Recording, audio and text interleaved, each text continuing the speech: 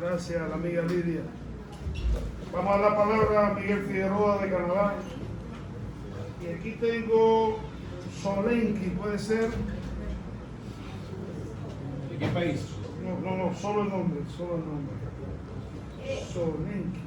Es la compañera de Canadá que habló ayer. Ayer, ya, muy bien. Gracias. Muy bien, entonces se prepara Sara Román de Colombia. Sara. ¿Está Sara? Bien, ven aquí Sara. Adelante, Miguel.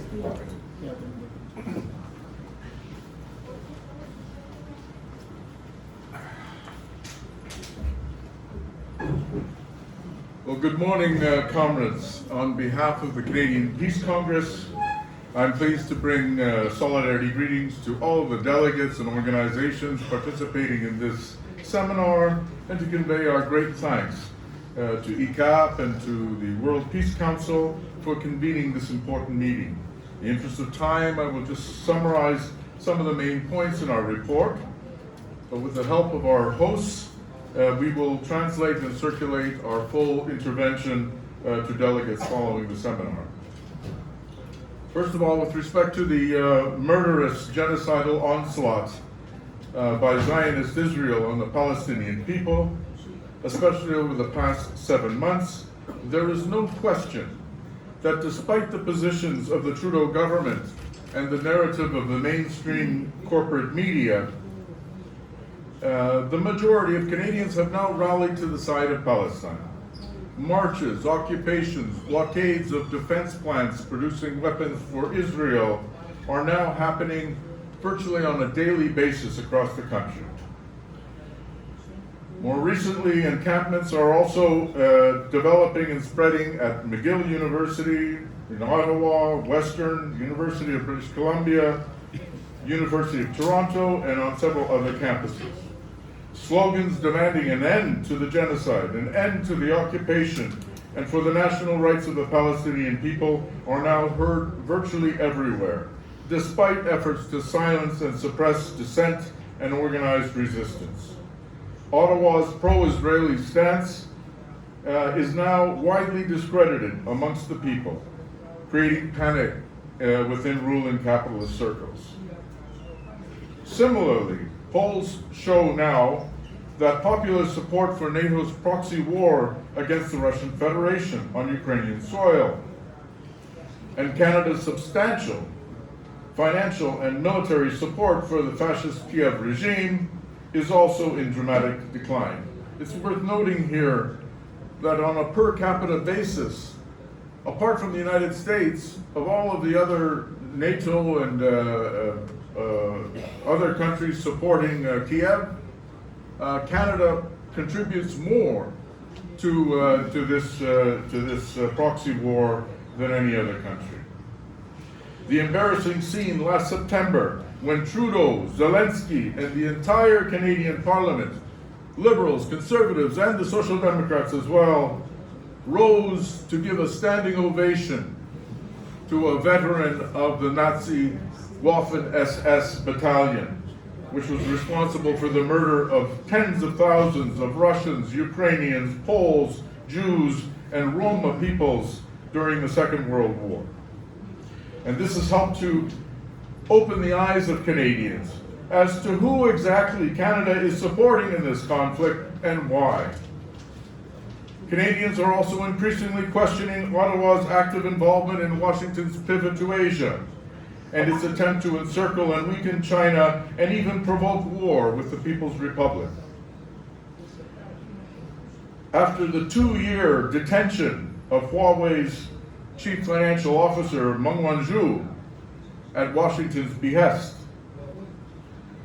and after a unanimous parliamentary vote falsely condemning China's so-called genocide against the Uyghurs, many Canadians were shocked to learn fairly recently that one of our own Navy frigates was sailing through the Straits of Taiwan, more than 9,000 kilometers away from its home port in Halifax, Nova Scotia, supposedly to defend freedom of navigation.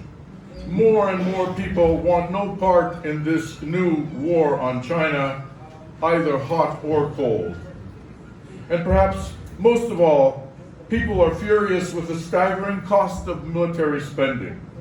The arms budget currently before Parliament will increase by more than 50% over the next few years to some $58 billion. And this to say nothing of the new fleet of fighter jets, 88 fighter jets, F-35s, and 50 new surface warships, the combined price tag of which is estimated to exceed $200 billion. At a time when the real incomes of the working class are declining while corporate profits soar, when the country faces an unprecedented housing crisis, and when funding is so desperately needed for health, education, vital services for indigenous peoples, and for urgent action to address climate change, to pour precious resources into a spiraling arms race is inexplicable and unforgivable. Central to all of this is the growing demand for Canada to get out of NATO and NORAD, the Northern Air Defense System, which, by the way, is a vital part of Washington's first strike policy and plans.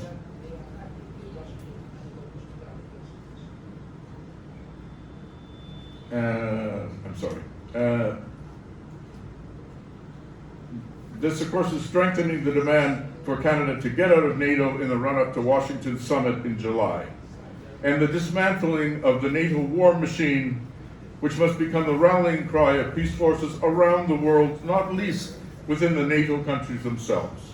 Yes to peace, no to NATO. Regarding Haiti, we agree wholeheartedly with Comrade David from Barbados and his comments yesterday. The peace and solidarity movement must do everything possible to prevent a fresh round of foreign intervention in Haiti. Make no mistake, regardless of which national states serve as the frontmen for such an operation, it will be imperialist-directed aggression serving imperialist interests in Haiti and the Caribbean as a whole. Canada played a vital role in the coup d'etat which took place 20 years ago, removing the democratically elected government of Jean-Bertrand Aristide. Another intervention will only deepen the suffering and the subjugation of the Haitian people. Hands off Haiti. Hands off Haiti.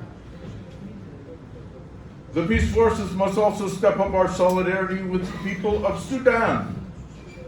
Although presented in the bourgeois media as an internecine struggle between rival factions of the Sudanese military, it is really a war against the democratic and progressive forces of the country, not least against the Sudanese Communist Party.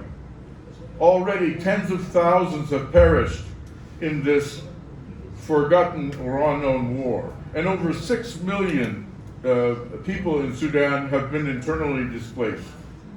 The blood of the Sudanese people is not only on the hands of those forces directly involved in this crime, but also on other reactionary states in the region and on US and other imperialist powers who are acting in collusion with this atrocity. Finally, comrades, we stand in full solidarity with the heroic people of Cuba and their government to end the US blockade, to remove Cuba from the US list of state sponsors of terrorism, and for the occupied territories of Guantanamo to finally be returned to their rightful owners, the Cuban people. For peace and disarmament, for equality, sovereignty, and respect for international law, for anti-imperialist unity and struggle, for socialism. Venceremos. Gracias.